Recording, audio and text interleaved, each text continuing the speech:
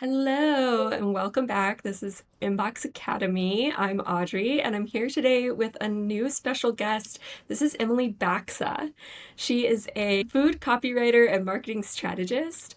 And I'm really excited to talk to you because honestly don't know a lot about what you do.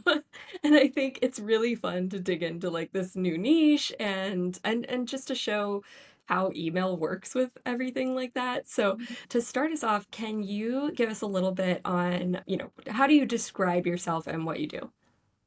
Yeah.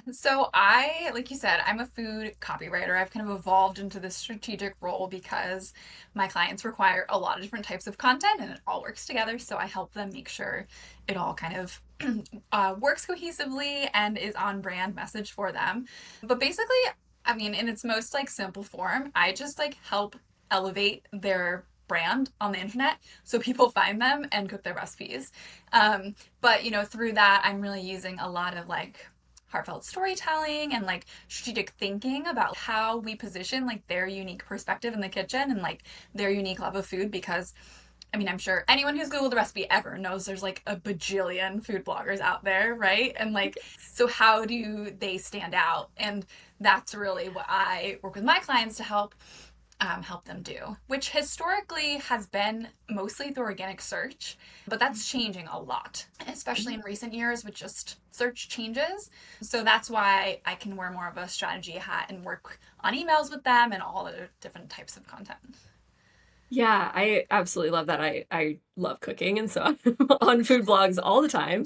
And yeah, there's definitely, I mean, the different voices in the room and like what they focus on and stuff is just really cool to see.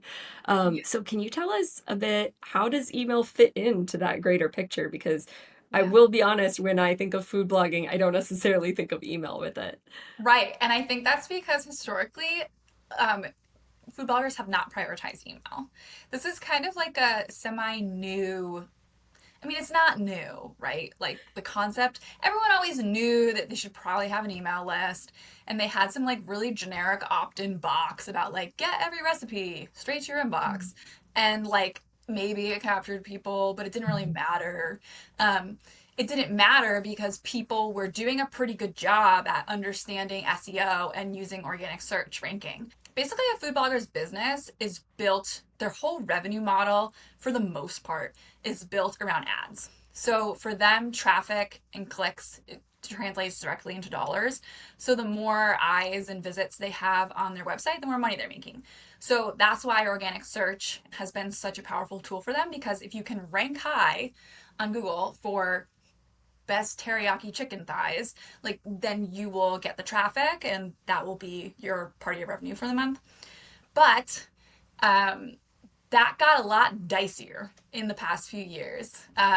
Google had what's known in our industry, with a bit of a shudder as the helpful content update back in, oh God, what year was that? 23 maybe? I feel like time is flying and going very slow at the same time. Yeah. And there's been like a gajillion other updates since then too. So very regularly, Google is updating itself, even more so now because of AI search. So basically, the organic search traffic for food bloggers just isn't reliable anymore. And because of that, they're turning to their email. So Mhm. so that's why over the past few years, people started to realize that they could have more control over where their traffic comes from through the emails they send. Um, People were in all different stages at the time, though. Some people had big email lists and they were used to emailing regularly. But I would say the vast majority did not. They either had nothing or they had something and they weren't nurturing them at all. So they needed a lot of different types of support depending on what their list kind of looked like. But the end goal for all of them has really been to use email as a means of driving website traffic and building community because there's a lot of ambiguity in like your people on places like Google and social media where you kind of food bloggers get really trendy. They hit like a viral Instagram reel and gain like 2,000 followers, and then those people they don't like know who they are and they never see them again. Um, Whereas email feels like much more of a place where your loyalists lie, and it's a very much a industry where people want to be connected with you. So people who show up and subscribe to their email list are the ones who are like feel like they're your best friend, right? And like look forward to your emails, which makes them turn to you over and over again for dinner ideas and anything under the sun related to the kitchen.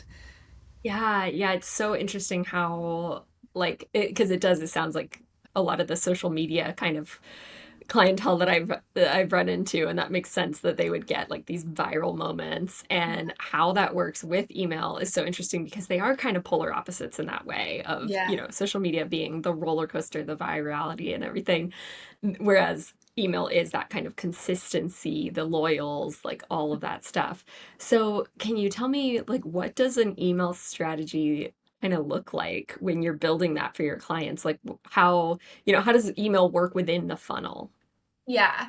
I think there's like a few things that I consider like basics, which are same for all industries really, but food bloggers have been like they've been like kind of like 10 steps behind other industries for whatever reason, you know? So like one like must is a welcome sequence.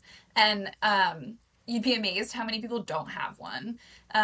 Or have one that's not that great, you know, that's really old. Um, Even one of my clients who I've worked with for like 5 years, 2 months ago was like, I realized that her welcome sequence was all messed up. And I was like, how did we not know this? So we're reworking it right now.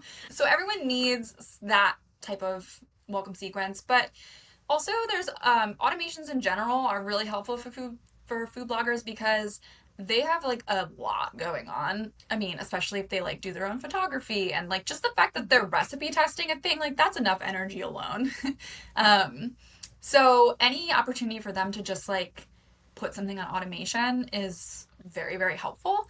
So a lot of them also have like a evergreen like nurture sequence that kind of runs on automation for them that allows an opportunity to dive deeper into like what their recipe portfolio is and like what they are experts in and how they can help guide people through all the different facets of that.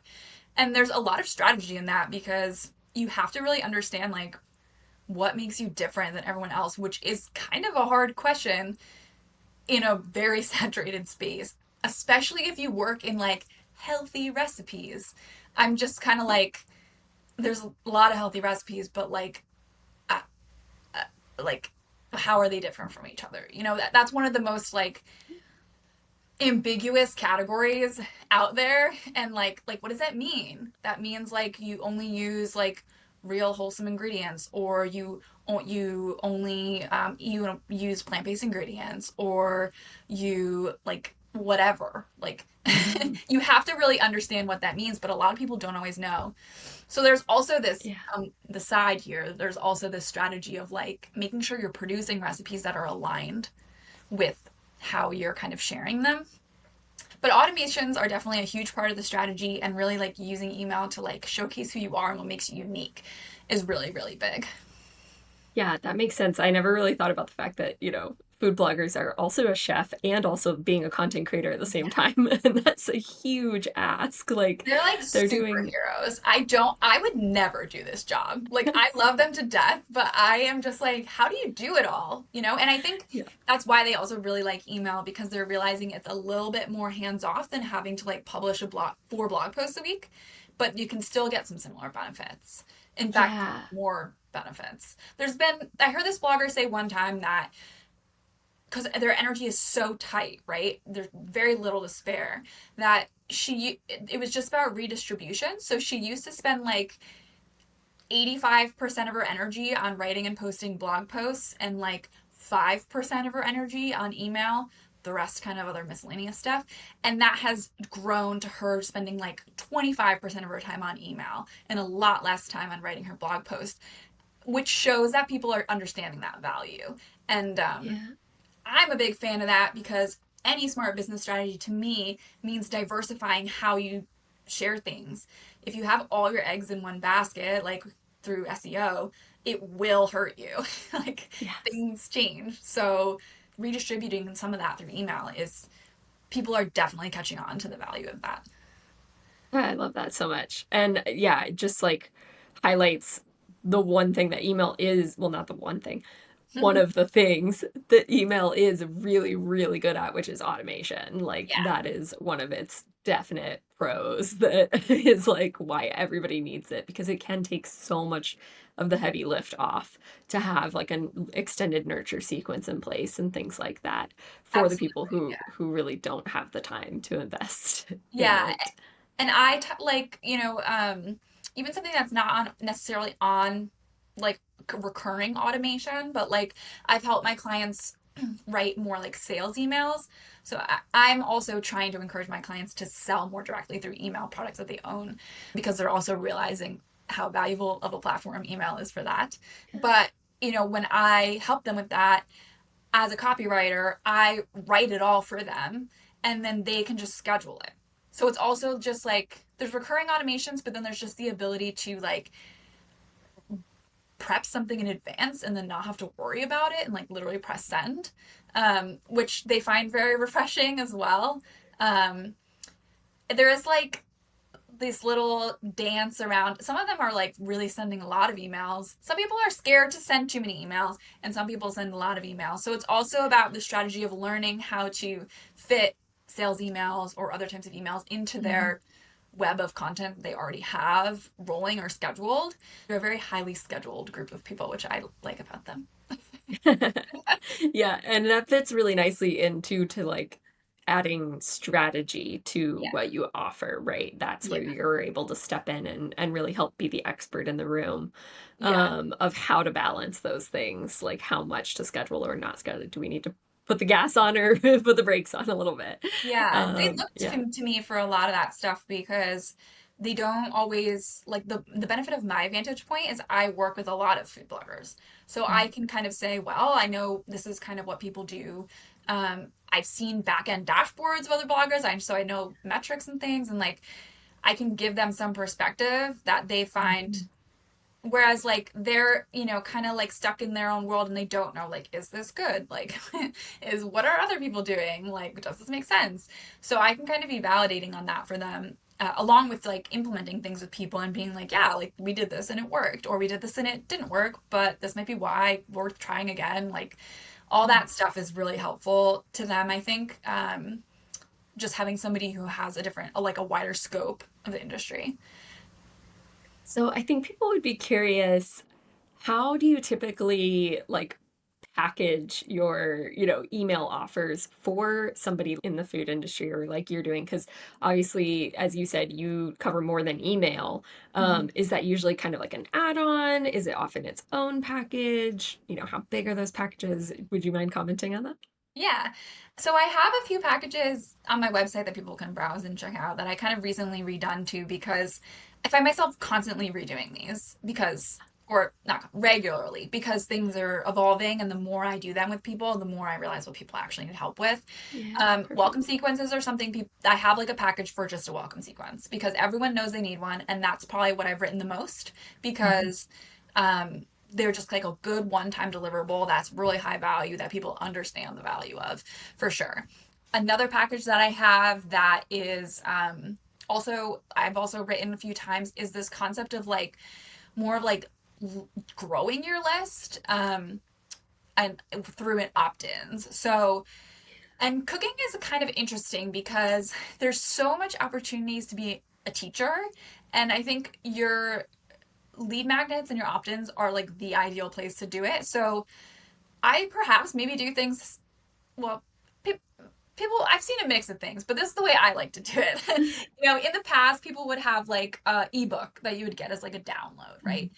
I'm sometimes of the belief that people lose those things. And maybe a more helpful way to offer the same information is through like a series of emails. So I have a package where I basically help you create like the opt-in itself, like the box on your that lives on your website or wherever you want to put it.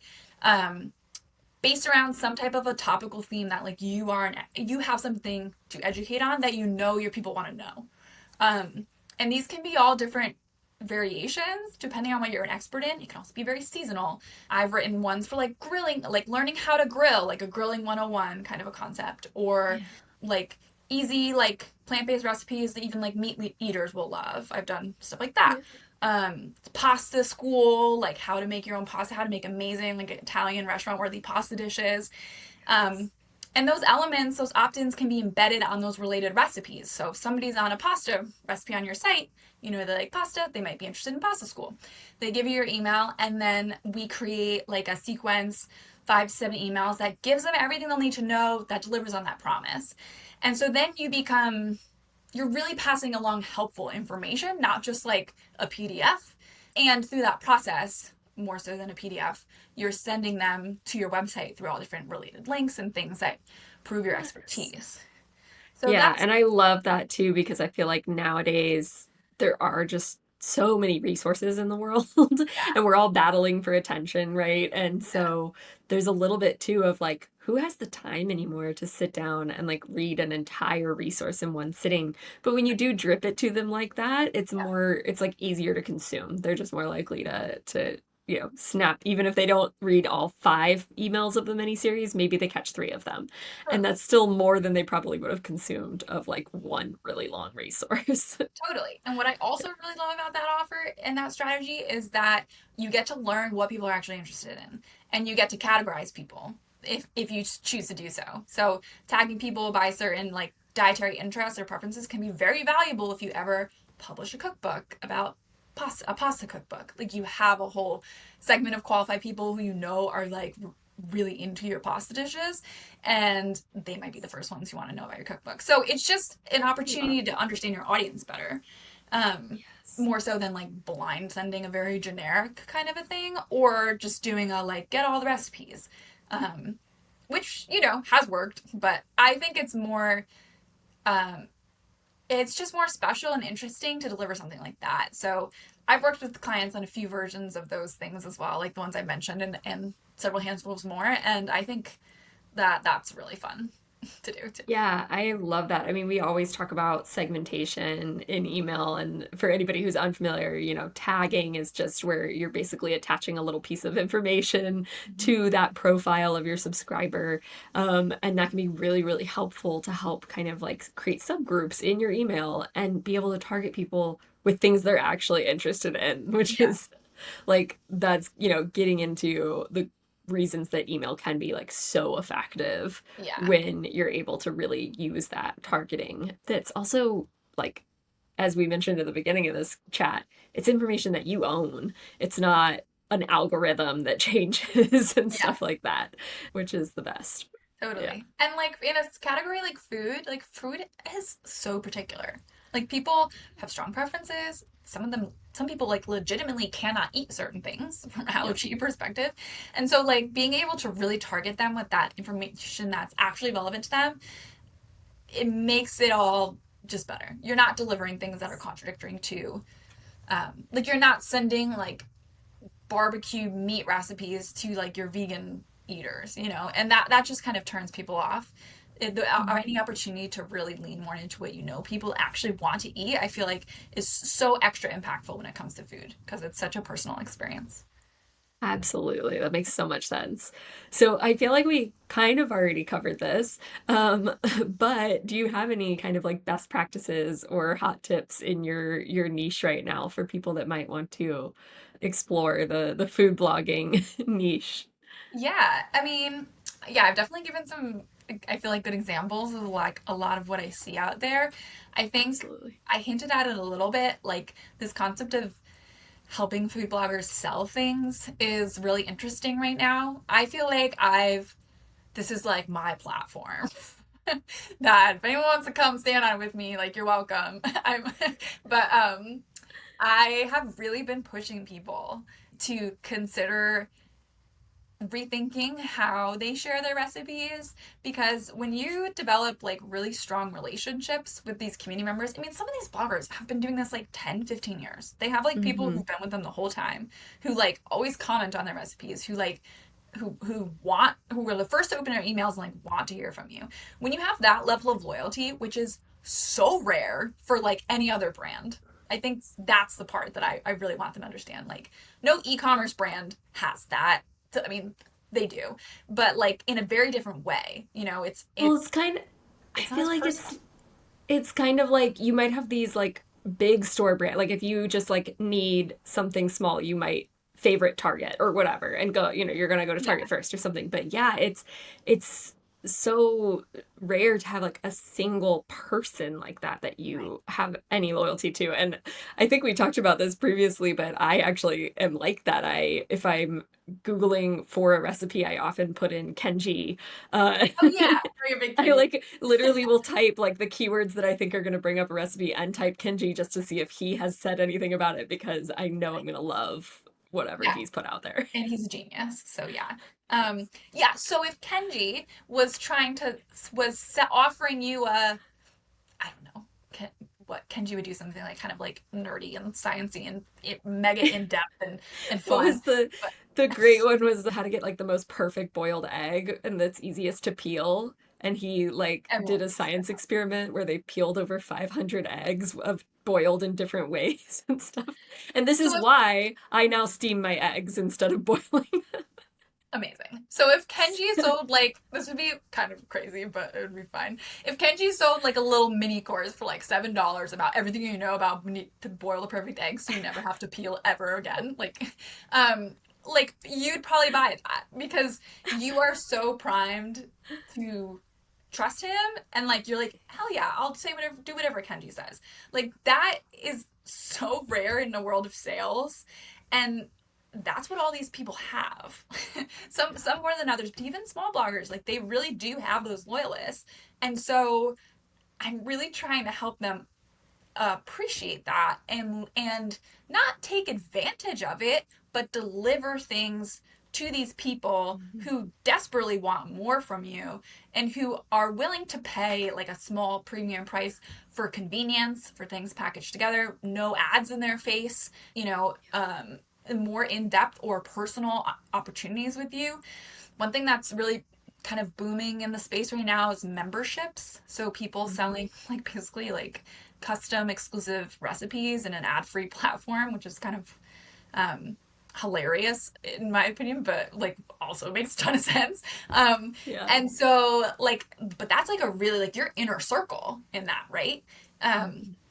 so, anyways, this is like a thing that I think to me is the best practice of the future is like learning. It doesn't mean using your email to sell 24/7.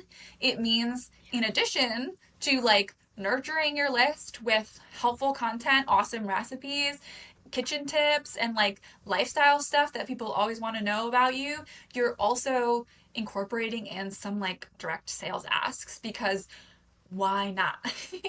They I've done this with a few bloggers. I've proven people will buy things. And that if it's the right product and they have a good relationship with you and it makes their life better depending on what it is. So to me that's like where this industry is going in one direction. And another way, it's been kind of like behind other industries. So I think it's kind of about time that they kind of started doing more of that. But yeah, Well, this has been so cool. And I really appreciate you coming and sharing your knowledge with us. If you guys like this video, be sure to like and subscribe.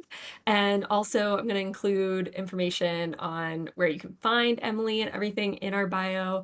But before we wrap things up, I do want to ask, what are you working on now, Emily, and where can people find you? yeah, I am doing a lot of the stuff that we were just talking about. I am working on currently, when I hang this up, I am going to be continuing to write a welcome series for a new client and a series of automated evergreen emails. So this felt like the perfect interview to do today. But you can check out my work on my website, which is emilybaksa.com. And I'm on Instagram at craveworthycopy if you want to follow and DM and say hello that you listened to the episode. Awesome. Well, thank you so much, and we will see you all later. Bye, guys. Bye.